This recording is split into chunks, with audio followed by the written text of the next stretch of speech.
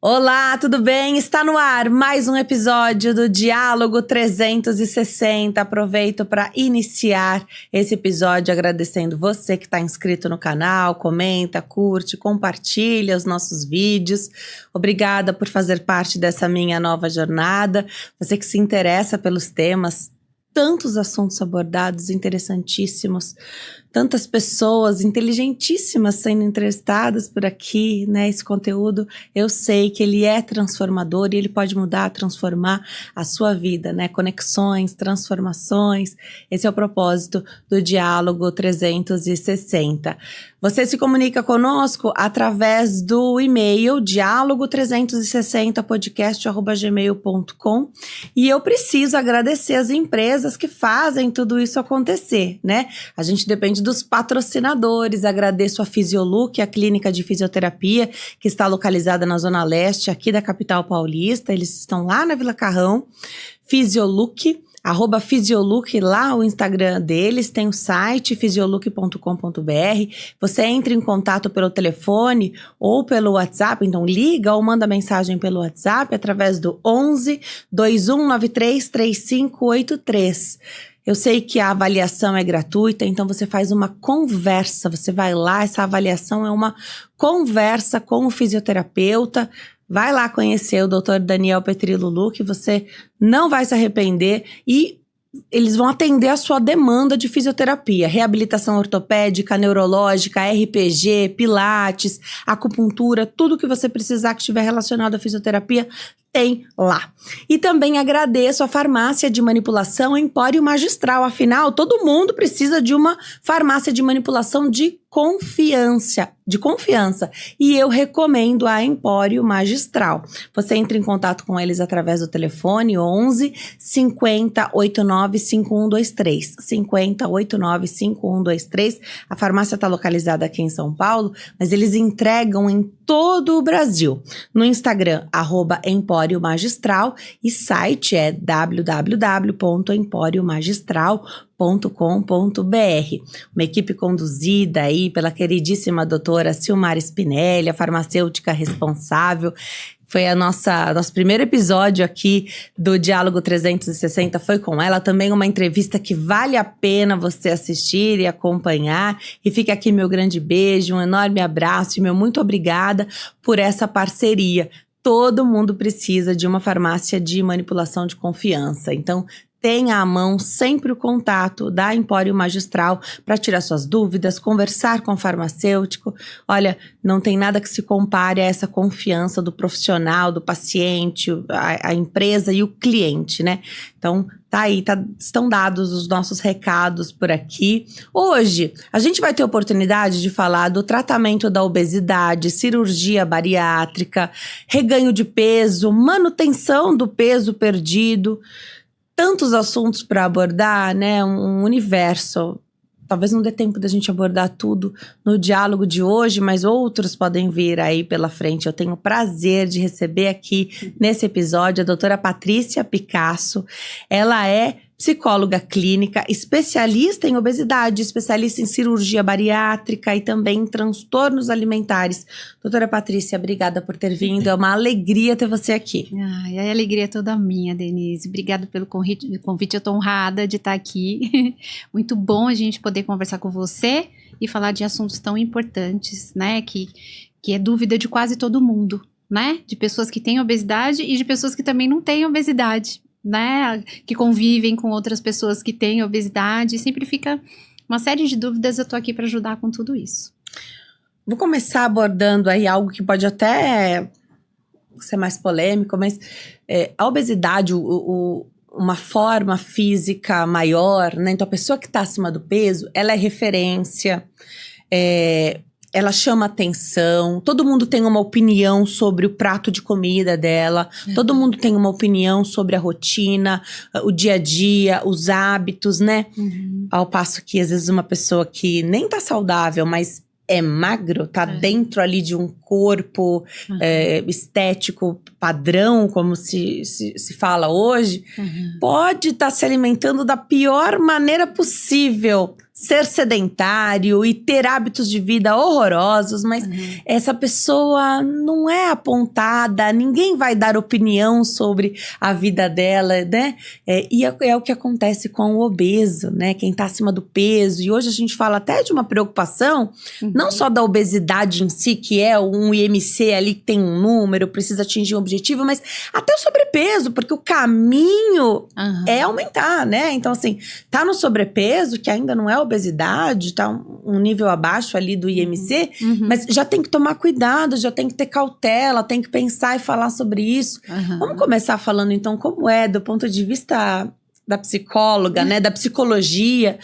A vida do obeso não é fácil, é mais difícil do que a vida do magro, né? Sem dúvida nenhuma. A começar pelo estigma, né? Que é um pouco daquilo que você estava falando, né? A partir do momento que existe uma visibilidade dessa doença, né? E é muito importante a gente entender que faz pouco tempo, mas a obesidade foi realmente categorizada, né?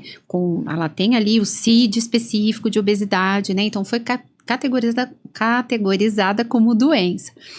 E foi muito importante, isso é um marco, porque quando as pessoas falam a respeito de quem tem obesidade, sempre fica muito aquela impressão de que a pessoa que tem obesidade é porque ela é preguiçosa, porque ela não tem vontade de se cuidar, porque ela não tem vaidade. E, na verdade, a gente está falando de uma doença. É importante que a gente consiga entender e enxergar dessa forma, para que nós entendamos por que tantas pessoas fazem tanto sacrifício durante a vida inteira, né? Estão monitorando muito mais a alimentação, por exemplo, do que alguém que é magro, como você disse, né? Tanto que eu tenho muitos pacientes que ficam muito revoltados, falam, poxa, eu nem como a mesma quantidade que um familiar meu que vai lá, come muito, repete 2, 3 vezes e mesmo assim não engorda, que raiva. Então, assim, todo mundo vai ter próximo algum amigo, algum familiar que come bastante e não engorda. Então, obesidade é doença, ela tem um fundo genético. Quando a gente fala de algo que é genético, isso não tem como mudar. É igual cabelo, né? A gente pode alisar, enrolar, fazer o que for, mas o nosso DNA, aquilo que veio com a gente, vai continuar o mesmo. A gente consegue mudar, mas não consegue transformar ele. De repente, eu vou tomar um remedinho que vai fazer meu cabelo ficar liso pro resto da vida, eu mudei a genética do cabelo. Não tem como fazer isso. A obesidade é a mesma coisa. E é uma doença crônica. Então, assim, existem doenças que têm cura. A obesidade não tem cura, não tem como você tomar um remedinho. Fala, bom, vou tomar esse remedinho, agora eu vou ficar uma pessoa magra. Vai mudar o meu metabolismo e nunca mais eu vou engordar. Vou poder comer do jeito que eu quiser, vou ficar sem fazer exercício físico, nunca mais vou ter que tomar remédio para emagrecer. Não existe. Então, a gente está falando que é uma doença crônica, é crônico, é recidivante. Recidivante é aquela doença que vai e que volta. Quem que tem obesidade e que não tem na história pessoal o efeito sanfona? Eu engordei, eu emagreci, eu engordei, né? A gente fala que ela é recidiva, ela vai e ela volta. E o mais importante, ela é multifatorial. Isso significa que tem vários fatores que fazem com que uma pessoa engorde, né? Pode ser alimentação? Pode. Pode ser a falta de exercício físico? Pode também. Mas também pode ser questões hormonais, pode ser por questões emocionais, e aí eu altero a minha alimentação, eu altero o meu metabolismo também, não é só a nossa comer um pouco mais que faz com que a gente engorde. O metabolismo também pode mudar por questões emocionais. Então, por exemplo, se você passa por períodos de estresse muito prolongados, o seu organismo está lá cheio de cortisol, por exemplo, o cortisol altera muito o nosso metabolismo. Faz com que a gente engorde, fique inchado, né? Então, existem N fatores, né? Então, a gente precisa conseguir olhar a obesidade dessa forma. Realmente, assim, ela é uma doença visível. Eu lembro de uma vez que eu fiz até um curso com um médico muito referenciado na área da obesidade, ele falou isso, existem doenças visíveis e doenças não visíveis. A obesidade é uma doença visível. Se fosse que nem o diabetes, por exemplo, né? Ninguém sabe quem tem diabetes, ninguém sabe quem tem pressão alta, ninguém sabe, porque não é algo visível. A obesidade é uma doença visível. E o fato de ser visível torna essa pessoa, já que existe um estigma social sobre a obesidade, torna ela alvo de diversos problemas, né? Que podem levar a uma série de doenças secundárias.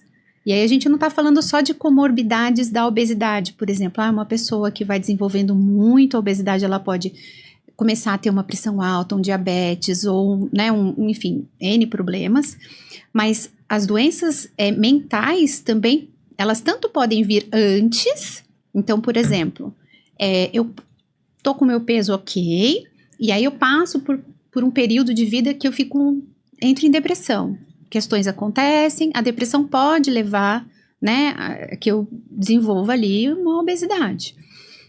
E o contrário também pode acontecer, né? Então, assim, às vezes a depressão vem antes, às vezes a depressão vem depois. Quando ela vem depois, muitas vezes é justamente por conta do estigma. A pessoa com obesidade, ela sofre muito. Tanto que um dos principais medos de quem tem obesidade e emagrece é engordar de novo. Porque quem tá com obesidade sabe a quantidade de peso que tem, de estigmatização, de julgamento negativo, né, de bullying que a pessoa sofre, né? Ela sofre tanto que o medo de engordar, ele vem principalmente por conta disso, de se sentir excluído, à margem, né? Então, por exemplo, vou lá, engordei, preciso comprar uma roupa. Não acho a roupa na numeração que eu quero, no modelo que represente a minha identidade, né? Aquela roupa que eu visto e falo assim, eu estou me sentindo, né? A roupa tá combinando com quem eu sou. Às vezes a pessoa com obesidade não consegue, ela vai ter que comprar o que ela encontra, né? Então, quando a pessoa emagrece, o medo de engordar é muito grande e não é só por uma questão de, ai, nossa, se eu engordar de novo eu posso ter algum problema mais sério de saúde. Geralmente o medo que vem primeiro é o medo da estigmatização, né? Do julgamento dos outros e dos problemas que vêm decorrentes desse julgamento. E de certa forma, aquela forma física fazia parte da identidade daquela pessoa. Isso também acontece. Quero abordar essa questão, porque a gente vai entrar já para falar da cirurgia bariátrica, mas existem hoje uma infinidade de tratamentos medicamentosos. Tem a cirurgia, que hoje até fala-se que é uma cirurgia metabólica, né? Nem se coloca mais tanto a cirurgia bariátrica como sendo a última chance, o último tratamento. Não tem isso. Não é o último nada. Vou deixar para a doutora depois falar, porque também tem um peso muito grande em escolher fazer algo que é dito como a última chance, né? Perfeito. Mas tem vários tratamentos hoje disponíveis e a forma física é parte da nossa identidade, né? Então, imagina uma vida inteira sendo essa referência, sofrendo esse bullying, tendo essa dificuldade de comprar roupa, não podendo comprar a roupa que você quer, não podendo usar o estilo e o que você deseja usar. Você consegue emagrecer, porque estratégias tem várias. E aí, você tá pronto para esse novo você, né? Para esse ser novo que tá ali, porque é a mesma pessoa. Estando obesa ou estando magra, quem mora ali dentro é a mesma pessoa. E é muito curioso que às vezes até familiar, as pessoas que mais amam essa pessoa que tá em tratamento, esquecem que é a mesma pessoa. Ela não é melhor depois que ela emagreceu. Ela não é diferente. Ela é a mesma pessoa que tá indo atrás dessa forma e de saúde, né? Então são muitas questões que levam alguém a buscar sair da obesidade, tendo em vista que a obesidade é uma doença. Queria que você falasse sobre isso da identidade, porque é tão óbvio e é tão claro, e apesar de pra mim ser muito claro, pode não ser pra todo mundo, e o quanto a gente precisar, a gente vai repetir, que o acompanhamento psicológico, ele não é importante, ele é essencial, ele é fundamental no processo todo e uma vida inteira, né? Exatamente. Muito legal essa questão que você levantou da identidade. Eu trabalho primordialmente com pacientes que fizeram cirurgia bariátrica, né? Trabalho com obesidade, pacientes em tratamento clínico de obesidade também. A gente diz que tratamento clínico são aqueles, né, tratamentos mais tradicionais, que vai envolver médico, alimentação, né, exercício físico, às vezes alguma medicação. Mas principalmente os pacientes bariátricos, até pelos critérios da cirurgia, né? Para alguém fazer a cirurgia, a pessoa tem que ter um IMC já importante, de 35 para cima, né? 35 com comorbidade, se não tiver, de 40 para cima, então a gente está falando de alguém que tem uma obesidade grande. Geralmente, pessoas que têm um IMC de índice tão elevado são pessoas que viveram desde a infância uma história de obesidade. É muito raro alguém que tenha desenvolvido uma obesidade tão importante só na vida adulta, né? Então, a gente está falando de pessoas que às vezes nunca se viram magras. Nunca. Então, dependendo da forma como esse emagrecimento acontece, é muito difícil da pessoa conseguir se ver, né? É um processo, inclusive, muito interessante. Tem uma fisioterapeuta que é referência dentro do Hospital das Clínicas, que ela tem um trabalho específico, né, a respeito dessa questão da identidade corporal. E ela fala que o nosso cérebro, ele forma a nossa imagem corporal, né? E mesmo que a gente esteja olhando no espelho, a gente não consegue reconhecer esse corpo novo. Então, isso acontece tanto com pessoas que têm questões de distorção de imagem mesmo, e aí a gente está falando de um problema maior, mas as pessoas que emagrecem muito rápido, elas ficam com essa dificuldade de o que elas olham no espelho, muitas vezes não é exatamente, né? Elas perdem um pouco a referência, né? Tanto que uma das coisas que eu peço para os meus pacientes no decorrer do emagrecimento é que eles vão buscando comprar roupas, né? Claro, não é para sair comprando o mundo, porque dá vontade, né? Principalmente quando a pessoa vai emagrecendo, que vai chegando numa numeração que em qualquer loja que você entrar, você pode comprar a roupa que você quiser. Mas assim, vamos moderar a quantidade, mas é bom ir comprando um pouco de roupa para quê? Para que você vá tendo referência. Porque a sua cabeça estava acostumada a entrar numa loja e olhar para uma peça de roupa e falar, essa peça de roupa serve para mim. Quando você vai emagrecendo, o cérebro não acompanha rápido, ele demora um tempo para acostumar com o seu corpo nesse formato menor. E aí você vai direto na peça maior. Às vezes você escolhe um número a menos, você fala assim, eu acho que vai ficar apertado. E aí você chega no provador, a roupa tá larga. Você fala, não é possível. Você volta né, de novo lá, não, eu vou pegar um número menor, coloca a outra, a outra também tá larga. Então, assim, é muito comum, né, que os pacientes tenham esse susto de chegar na consulta falando assim, eu não tô acreditando que eu tô usando o número, porque eu não consigo ver isso, né? Às vezes nem a família consegue, é interessante, né? Porque na cabeça das pessoas que convivem também não.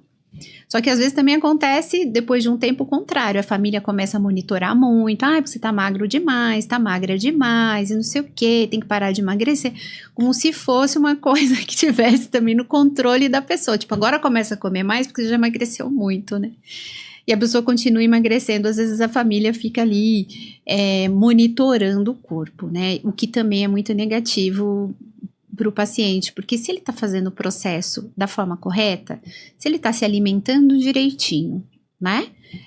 O que é se alimentar direitinho? É com orientação da nutricionista, priorizando o tipo de alimento necessário, que nem o básico é muita proteína, então priorizando a proteína, porque quem emagrece músculo, e a proteína ela é importante não só para os nossos músculos, mas para todos os nossos órgãos, até o funcionamento cerebral, ele precisa da proteína, né, para ele funcionar bem, né? Então, a proteína é importantíssima, mas a ordem que você come a proteína vai ajudar também na saciedade e tudo mais. Então, assim, esse é um adendo para que as pessoas saibam que a alimentação de quem faz a cirurgia bariátrica, ela precisa ser muito bem orientada.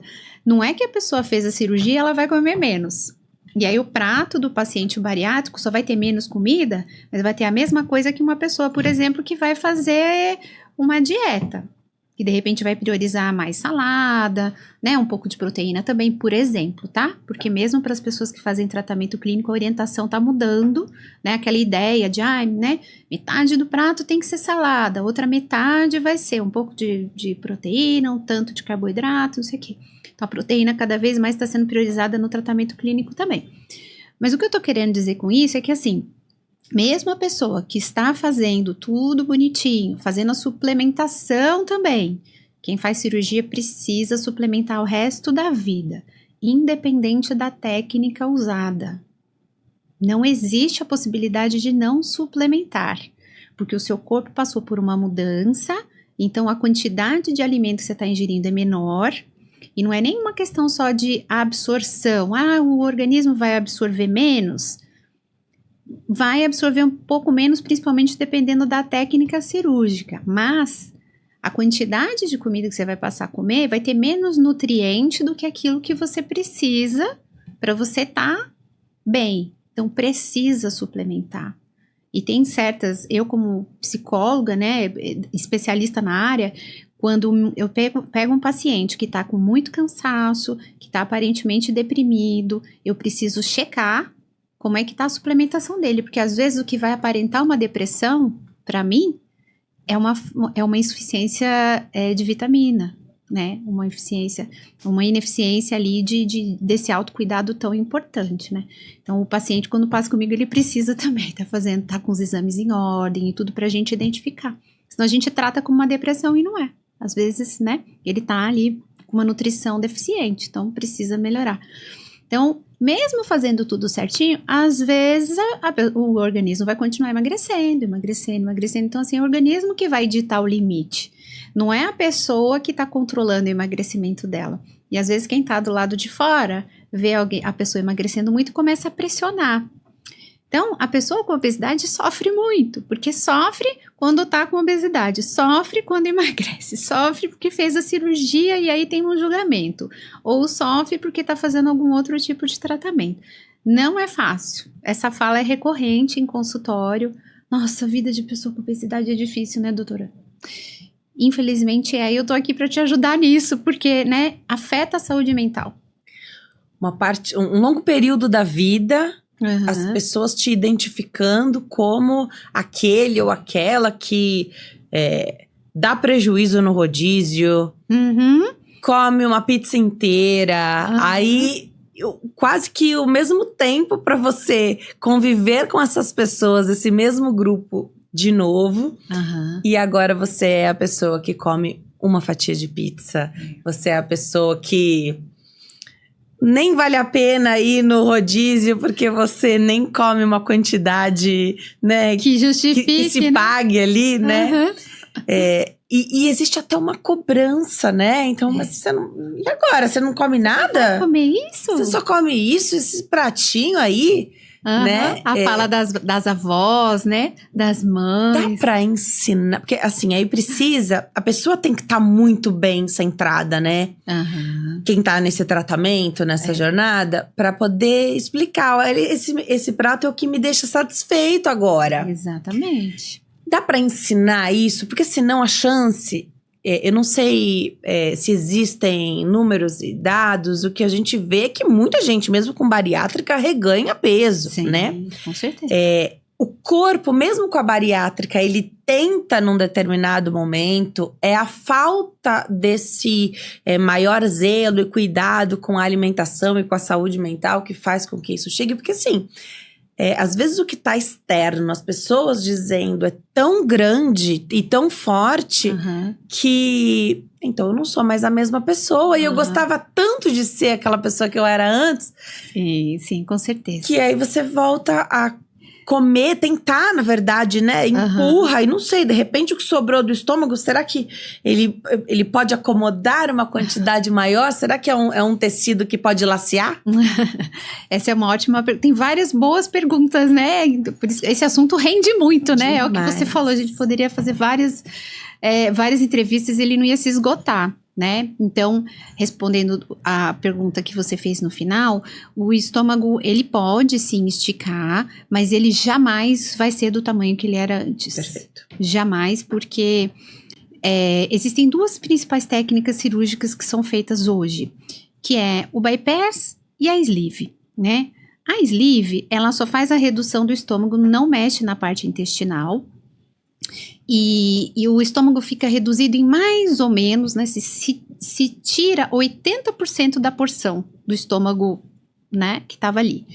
E no bypass a redução é ainda maior. Se reduz mais ou menos 90%. Né? Então o estômago fica bem pequenininho. Em torno de 30 a 50 ml o volume gástrico, né? Que fica ali. Então ele estica, sim, porque senão a gente fala, nossa, mas aí a pessoa, né, ela bebeu um copinho de café já tá cheia, né? Porque 50 ml, não, ele estica o estômago. Mas mesmo que ele estique com o decorrer do tempo, ele nunca vai chegar a ser tão elástico para que ele recupere 100% da capacidade original dele, Não tem chance disso acontecer. Então, quem fez a cirurgia e tá com medo disso, fica tranquilo, porque isso não vai acontecer. Mas a gente pode sim ir, né? Se você vai insistindo, com o decorrer do tempo, vai cabendo um pouquinho mais de comida. E esse pouquinho mais pode fazer com que você acabe comendo mais do que o que você precisa, né? Porque a gente vai entendendo que essa capacidade, esse volume gástrico, se você respeita ali a quantidade de comida que você come, indo na sua saciedade, né? Ele já é suficiente junto com a sua suplementação para que você fique bem. Você não precisa comer mais do que isso. Se você está comendo mais e você começa a sentir desconforto, isso é um sinal que tem alguma coisa que não está legal. E é o psicólogo, principalmente, que vai ajudar a identificar isso, né? Eu tô comendo bastante, tô me sentindo desconfortável e tal. Então, vamos investigar o que tá acontecendo, né? Porque podem ser várias coisas. E aí, a gente pode entrar tanto em questões emocionais. Então, eu tô passando por uma fase difícil, tô ficando mais ansiosa, tô com um problema na minha casa, tem uma questão com o marido, tem uma questão com o filho, tem uma questão no trabalho, né? Então, essas coisas podem fazer, e 100% das pessoas desse mundo já fizeram algum dia um comer emocional, tá? Não são só pessoas com obesidade que têm comer emocional. A diferença é a genética, né? Quem tem a genética é para engordar, vai ter mais facilidade de engordar. Quem tem a genética é para não engordar, vai comer a mais, aquele período vai passar e a pessoa vai continuar ali, mais ou menos com o mesmo peso. Então, essa pessoa...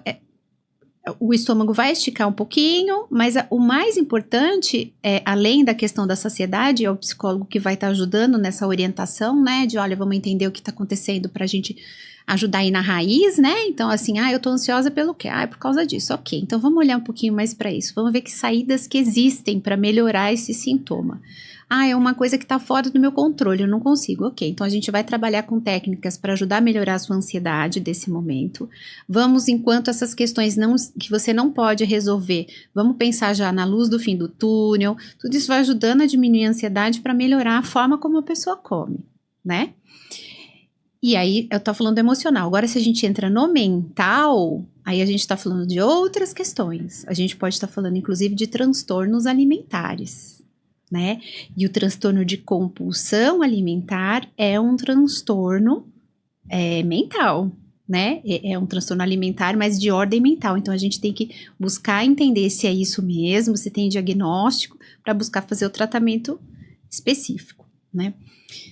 Você tinha levantado outras questões também, mas a gente vai indo e vindo e eu vou lembrando depois de te responder. Você falou do transtorno de compulsão alimentar, doutora, e é muito fácil alguém que pode estar ouvindo, assistindo a gente, ou que reconheceu aí na tua fala, eu já tive um episódio de compulsão alimentar, então, exagerei, abri uma caixa ali de chocolate, comi até acabar, e é justamente aí que eu quero chegar. Um episódio já determina, já faz o diagnóstico do transtorno de compulsão alimentar, porque como é importante saber as diferenças, né? Eu fui à churrascaria e passei mal depois, exagerei, né? Mas aquela não é a rotina. Foi uma semana, um dia desgastante, o famoso eu mereço ali, que você exagerou e depois um arrependimento de repente, porque passou mal, né? Episódios e o transtorno ali como diagnóstico, é diferente? Totalmente diferente. Essa pergunta é muito importante, porque a gente pode dizer que socialmente esse conceito de compulsão, ele ficou muito banalizado, né? Todo mundo em algum momento já falou, nossa, eu acho que eu sou compulsivo, porque quando eu pego uma caixa de bis, eu não consigo parar de comer até o final. Ou então, nossa, quando eu vou no rodízio japonês, eu saio de lá que eu não consigo nem sentar, de tão cheio que o estômago tá, ou no rodízio, né, do churrasco e tal. Então, assim, não. Episódios de compulsão alimentar não são transtorno de compulsão alimentar, né? Para ser caracterizado como transtorno de compulsão alimentar, tem uma série de critérios diagnósticos mesmo, que estão descritos, né, num livro ali de critérios de saúde mental, que define todas as doenças que existem.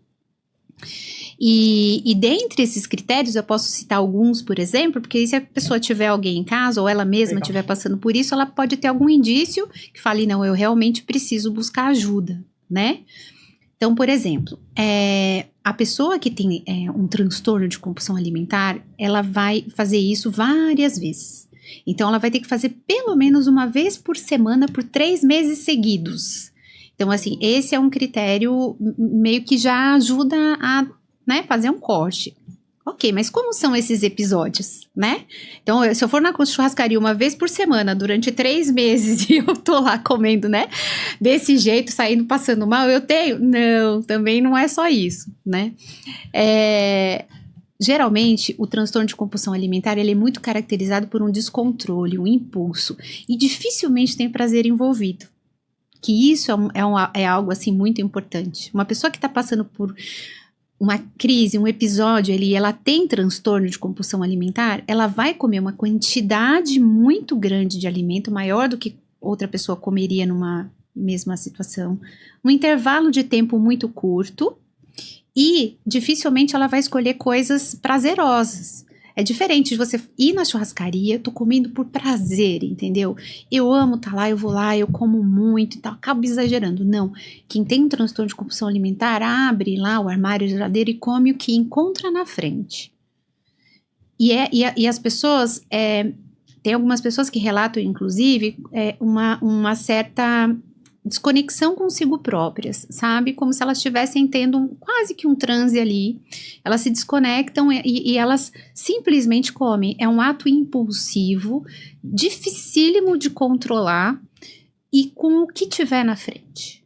Então, eu vou misturar o que tiver de comida. Vou misturar. Eu abro a geladeira, tem lá uma pizza velha, tem o bolo do aniversário do final de semana, tem um arroz gelado. Não tem prazer. Não tem prazer. É simplesmente um ato impulsivo, descontrolado e que a pessoa só para na hora que ela sente que ela está muito cheia ou já passando mal. E essa quantidade nesse intervalo pequeno de tempo faz com que ela chegue nesse nível. Geralmente a hora que ela passa, que ela se sente mal é meio que a hora que ela para ou a hora que acaba tudo mesmo. E um outro aspecto importante de agregar é o sentimento de culpa e fazer isso geralmente escondido, na hora que não tem ninguém junto, por conta da vergonha mesmo. Então, é um episódio de descontrole, mas geralmente a pessoa acaba fazendo em algum momento em que ela não está aguentando mais, mas ela vai buscar se isolar. Então, a vergonha e o sentimento de culpa também são outra característica muito forte, diferente de quem vai numa churrascaria e foi lá comer por prazer, sabe? Que geralmente tá com família, amigos, você faz isso, né? Você já sabe que naquele dia você pode exagerar um pouquinho mais, enfim. Então, não tem prazer. E o que vem depois desse... Pra quem tem o transtorno de compulsão alimentar, o que vem depois desse episódio? Muita culpa, muita vergonha. Uma sensação, um possível isolamento, muito provavelmente, porque a pessoa vai se sentir muito mal por isso, mesmo ela sabendo que ela não consegue controlar. Mas ela acha lá no fim, né? Lá no fundo ela acha que ela teria como parar isso se ela quisesse e tal, mas não. Realmente é um ato impulsivo. Por isso que uma das coisas que acontece quando a pessoa está passando por um tratamento de transtorno de compulsão alimentar é a medicação. Então, o psiquiatra, ele é especialista também na área, ele vai entrar com a medicação que vai ajudar no impulso, que a gente está falando de uma questão química, cérebro mesmo, né?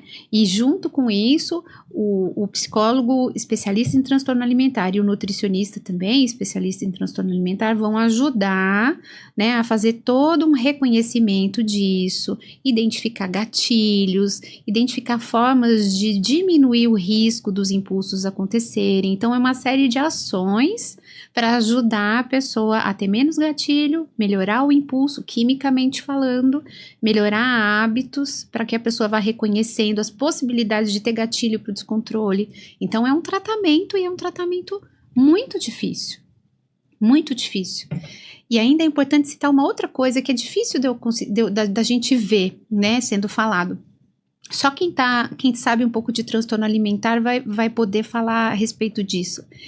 Não sei se você sabia disso, Denise, mas mesmo quem tem bulimia, que é um outro transtorno alimentar, e até a anorexia, podem também ter episódios de compulsão alimentar. Aí você fala, poxa vida, mas como assim, né? Uma pessoa que tem anorexia, tão magrinha. Então, assim, a anorexia nem sempre ela é caracterizada só por aquilo que a gente pensa que é a restrição, que a pessoa só não come. Às vezes ela tem os episódios compulsivos, mas ela vai dar um jeito de purgar aquilo. O que é purgar? É um jeito de se livrar daquilo que ela comeu, né? Aí você vai falar, mas isso não é bulimia, né? Quando a pessoa come muito, aí depois vai lá e ou vomita, ou toma um laxante, ou alguma coisa do tipo. Não, o que diferencia um transtorno do outro é o baixo peso corporal.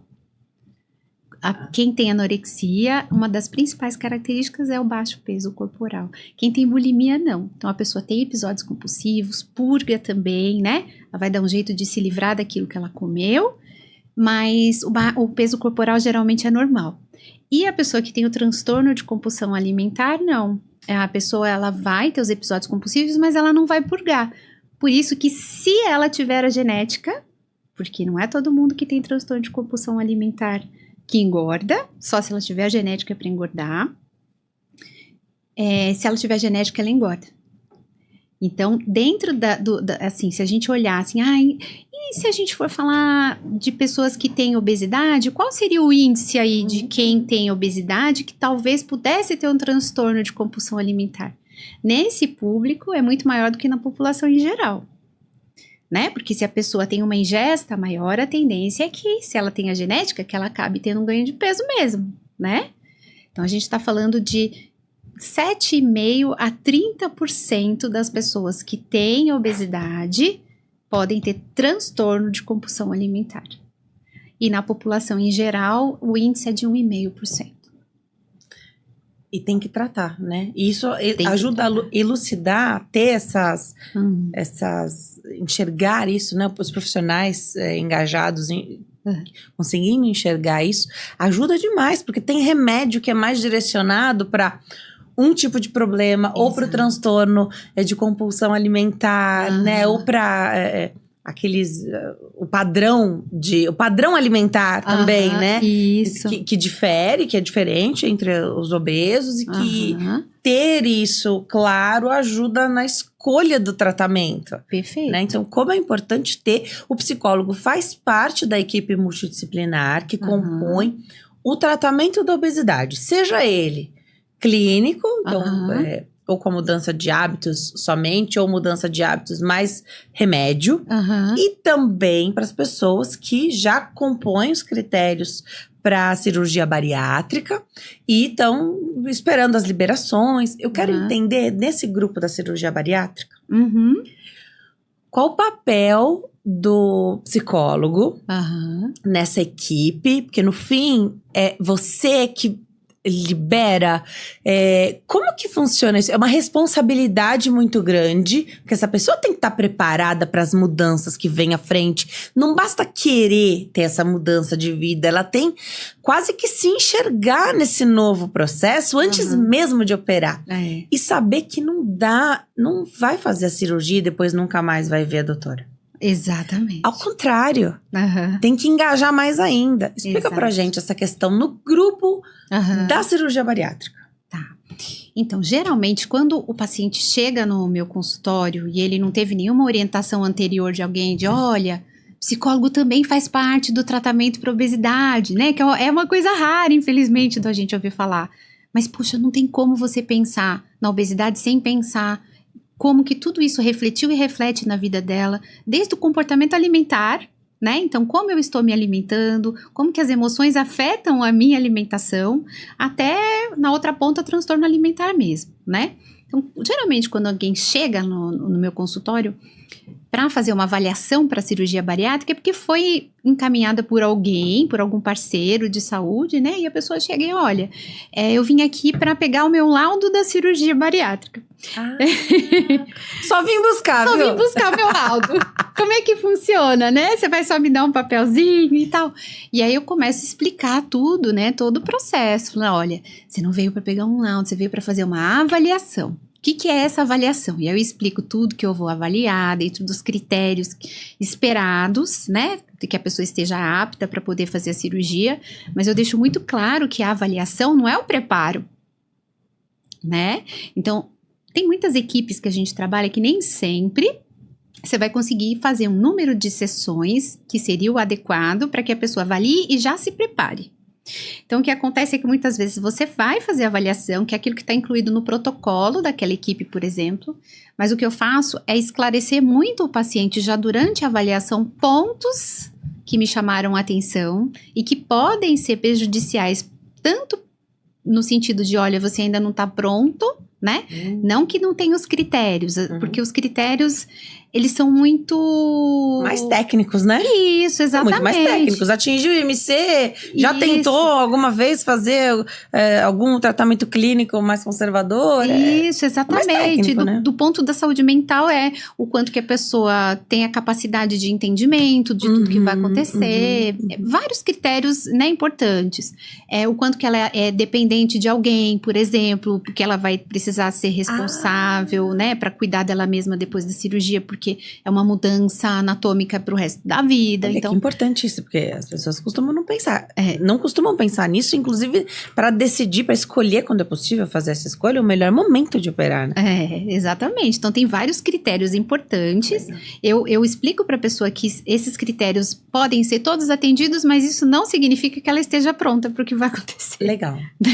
E aí, a partir desse momento, fica muito na decisão do paciente, porque infelizmente a gente não tem como forçar o paciente a falar, olha, você precisa se preparar, né? O máximo que eu posso fazer é orientar e aconselhar, e eu levanto pontos que me chamaram a atenção, né? E muitos pacientes, graças a Deus, eles falam, não, depois da avaliação eu quero continuar, porque eu entendi que tem coisas que eu tô inseguro ainda, né?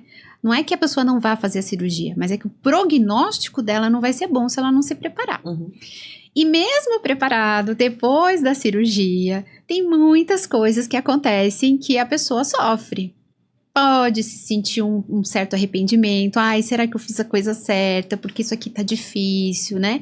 E no começo tem muitas restrições que a pessoa vai passar, né? Primeiro pela alimentação, porque a dieta, no início, depois da cirurgia, ela é muito restritiva. Mas não é pra pessoa emagrecer, porque muita gente pensa que, vai, né?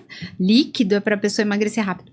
Não, é porque você tá cicatrizando, né? E você precisa aquela alimentação especial para não atrapalhar a sua cicatrização, não colocar a sua vida em risco. Se você come um alimento duro, de difícil digestão ali, você pode abrir pontos. Então, assim, esse momento é um momento difícil para o paciente. Outra coisa, como que a família lida ali no começo, porque a pessoa por fora aparentemente está tudo normal, como se ela tivesse ido no hospital, tirou o apêndice, voltou para casa, só vai comer menos. Mas não tem nada a ver com isso, né? A pessoa sabe que a vida dela mudou, isso mexe muito com o emocional dela.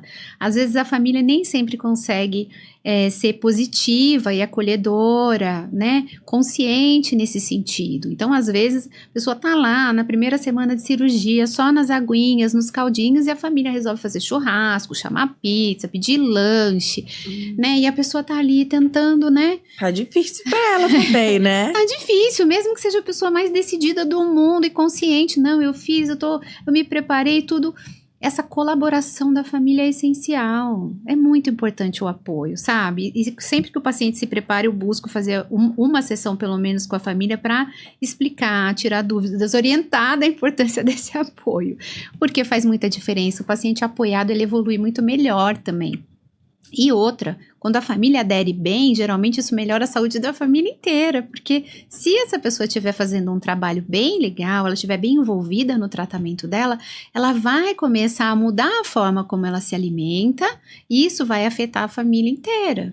Então, algumas coisas que você priorizava antes, você vai começar a mudar agora, né? Então, se eu usava, sei lá, muito alimento processado, né? muita coisa congelada, coisa de latinha, de pacotinho. E aí, eu tô lá com a minha nutricionista, fazendo a minha psicoterapia, né, meu acompanhamento. E aí, a minha psicóloga fala, olha, a alimentação tem prazer. Quando você começa a sentir mais o gosto das coisas, você vai perceber que o sabor, né, das coisas que são mais de comida de verdade é muito melhor. Tem tais temperos que, né, e aí a pessoa começa a se aventurar nisso. Então a alimentação dela começa a melhorar. Se a família adere, a família inteira melhora na alimentação também.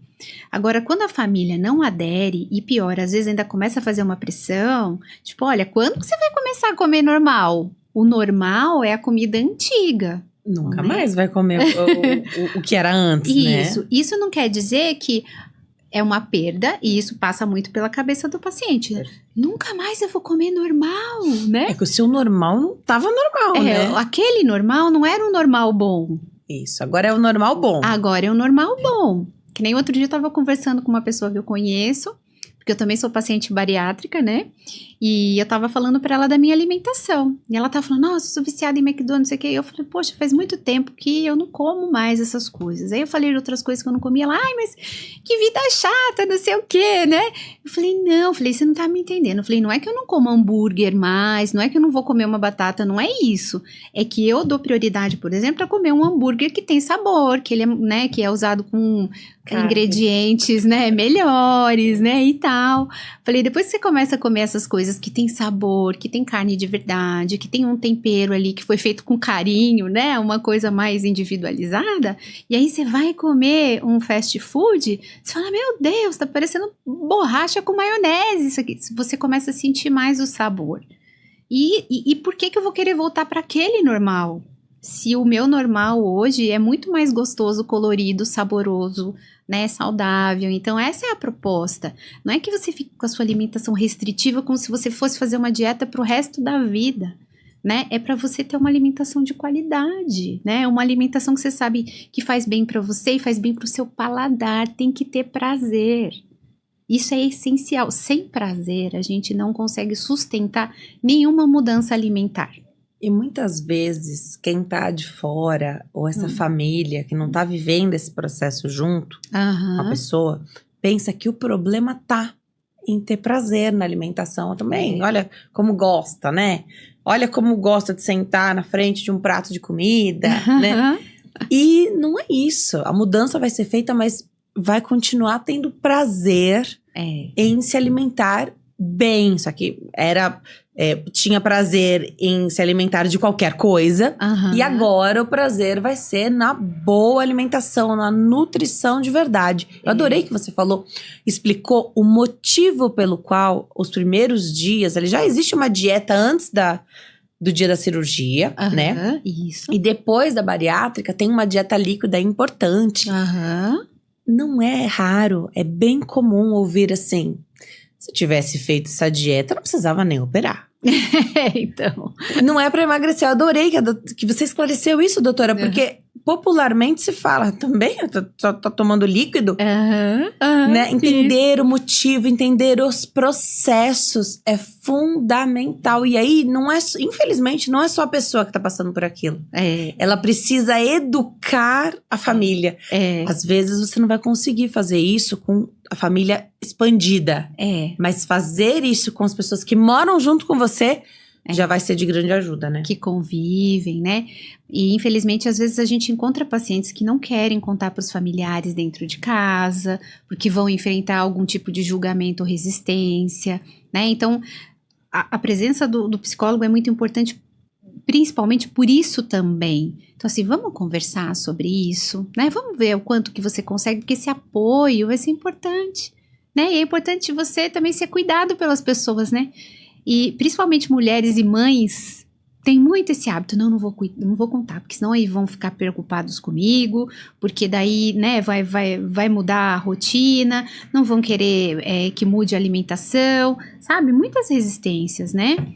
E aí a mulher acaba não conseguindo se cuidar, né? Então, assim, ainda tem que ter esse outro lado também, da gente ajudar a cuidar principalmente das nossas pacientes, sabe, das mulheres, porque a gente carrega também tudo, além da obesidade, do estigma todo que tem, né, da mulher com obesidade, ainda tem essas questões da mulher ser super, tem que ser uma super esposa, tem que ser uma super mãe, tem que ser uma super dona de casa, ela não pode contar com a ajuda de ninguém, ela tem que ser forte, aí na hora de fazer cirurgia, não posso contar pra ninguém sabe, nem do meu trabalho, né, e aí você fala, poxa, a rede é importantíssima, né, aí a pessoa fica muito ansiosa, depois fala, é claro, você tá tendo que esconder, né, de todo mundo o que tá acontecendo e tal, é importante cuidar, você precisa ter apoio, né, então são tantas coisas que vêm junto num processo de emagrecimento, né, e infelizmente a gente tem muito essa herança do pensamento de dieta, de que a pessoa que faz a cirurgia, ela emagrece porque ela come menos.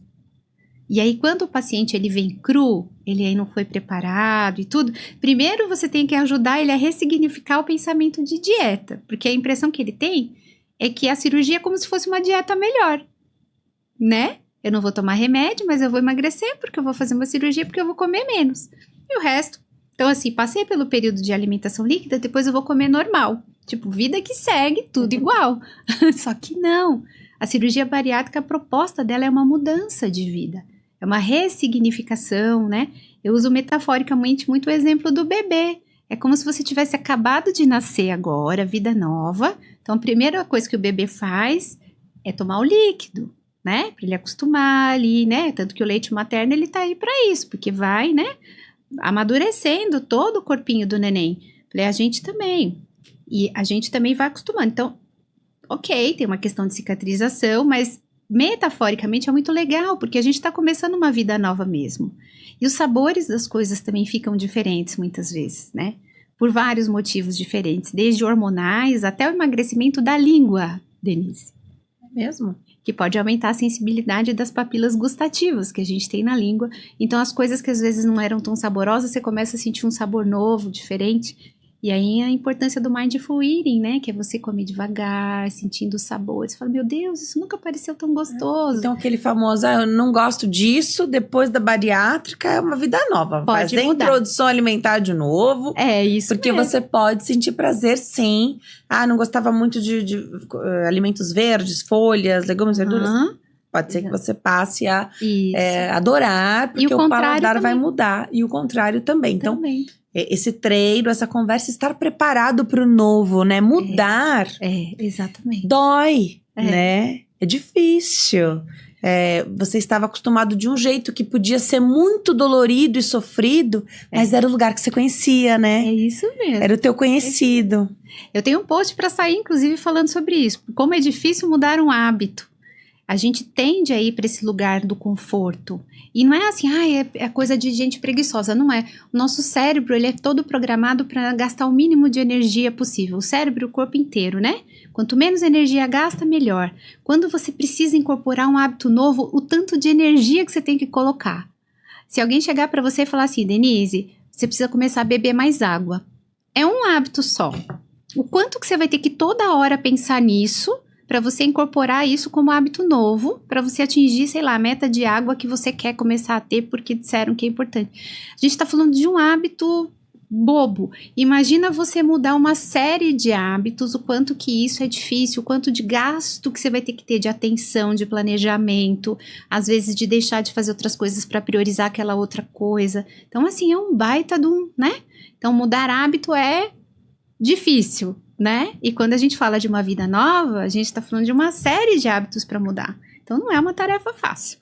E da vida como um todo, né? Porque você atende o paciente, tua especialidade é em obesidade, os tratamentos, a cirurgia bariátrica, os transtornos alimentares, mas a vida vai seguindo. Exatamente. E aí, existe uma expectativa de que agora eu vou conseguir o emprego, agora eu vou ser tratada diferente na empresa que eu já estou, agora eu vou arrumar um namorado, uma namorada, agora eu vou me casar, agora eu vou ter filhos, porque a obesidade também está muito relacionada com a infertilidade. Exato. E às vezes esse é o tratamento, às vezes tem até que cuidar o período ali pós-cirúrgico, né? Exatamente, porque a chance de engravidar aumenta muito. A expectativa aumenta muito. E como eu falei, é a mesma pessoa. A cirurgia bariátrica, ela não vai te colocar mais competências. É que realmente existe um preconceito e aí pode ser que as portas se abram mais para você sim, que as pessoas vão te olhar de um jeito diferente, porque infelizmente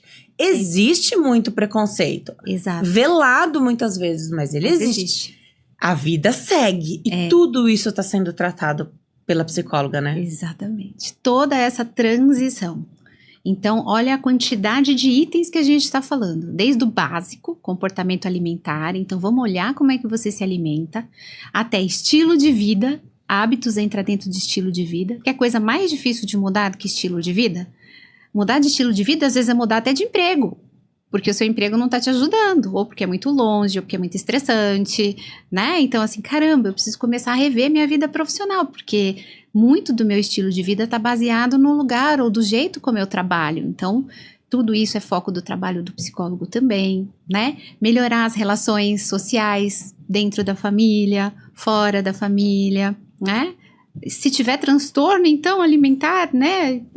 Ainda é um outro trabalho que vem, é o carro-chefe, assim, antes de trabalhar emagrecimento, a gente vai trabalhar o transtorno alimentar, porque na ordem das prioridades, o transtorno alimentar, ele muda totalmente a estrutura da vida da pessoa. Então, se não mexer num transtorno alimentar, né?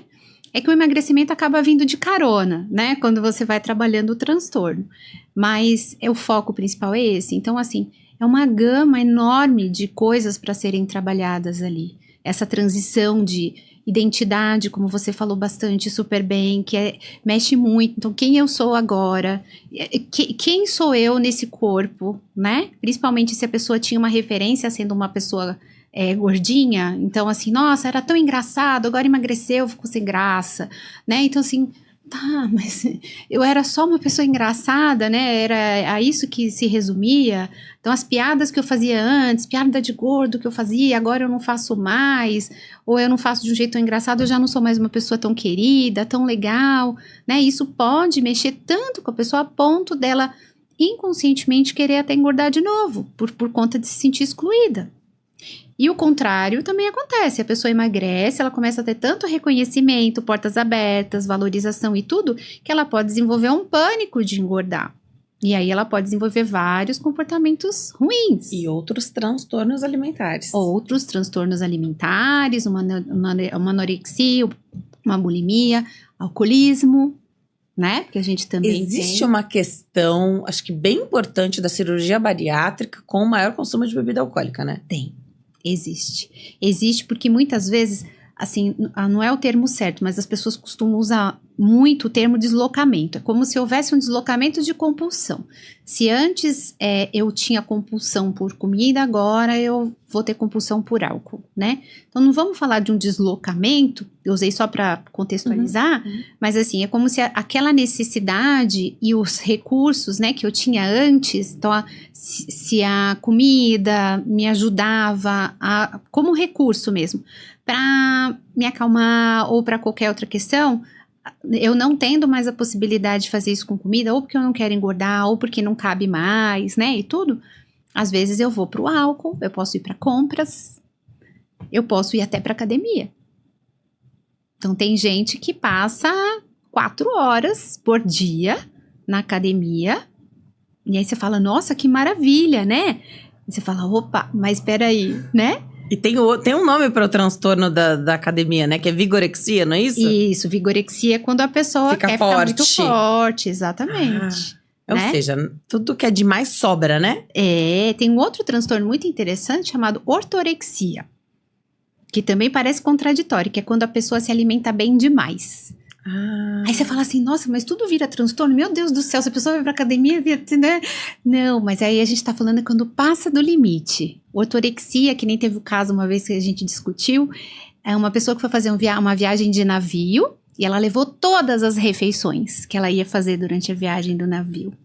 Ai, mas tá errado a pessoa querer cuidar da saúde. Então, quando exige um rigor de cuidado, que aquilo escraviza a pessoa, faz com que ela não consiga fazer outra coisa, pensar outra coisa além daquilo, aí a gente está falando de um transtorno. O problema não é cuidar da saúde, não é na academia, não é se alimentar bem, é a gente entender que tem um espaço para flexibilizar, não precisa radicalizar, entende?